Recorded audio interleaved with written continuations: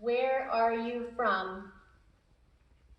It's a question I get as a newcomer to the Columbia area, and I can provide the answer that I was in Kensington and Silver Spring for 7.5 to 8 years, and people say, oh, that's not far.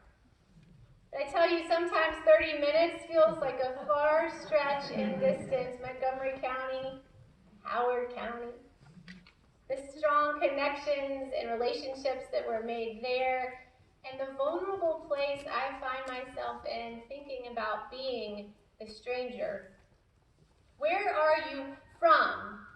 Knowing that for others that can be an even more loaded term because of the way they look or the way they sound, the language that they speak, the customs that they adhere to, the way that they don't quite fit in.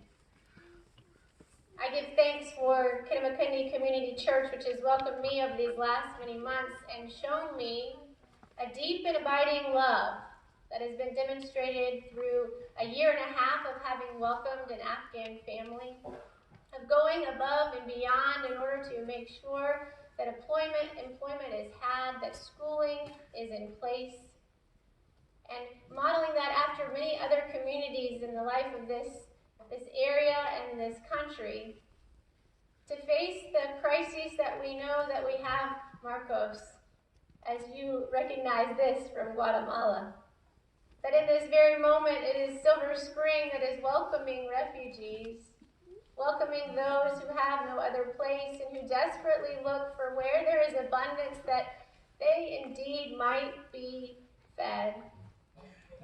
And so although I can answer the question, where are you from? And come up with a long answer that starts in Memphis, Tennessee and dots other American cities. Maybe like you, it's not easy to pinpoint one place. But tonight for me is about sharing the love of my Kidamakundi Community Church and sharing the love of the congregations that you come from, because we do indeed believe that love can overcome fear, especially for those who are now settling in Silver Spring. As I continue to get comfortable where I am, I know that my God calls me to be uncomfortable, that the Apostle Paul was constantly uncomfortable as he moved to new places and sought to spread a gospel to those who desperately needed to hear it. That indeed a God was willing to feed and to quench thirst and to show love that transcended barriers and languages and customs.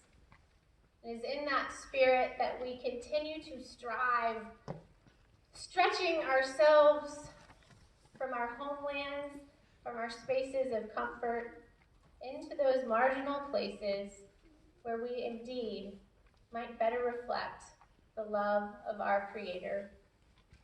And so I encourage us all as we would live into this season of Thanksgiving and approach yet another year to continue to stretch and to do perhaps what we are doing lately and trying to stretch our language and our words around non-binary pronouns and find ways that we can continue to be with the refugee and the homeless. And stretch ourselves so that when we ask that question, where are you from?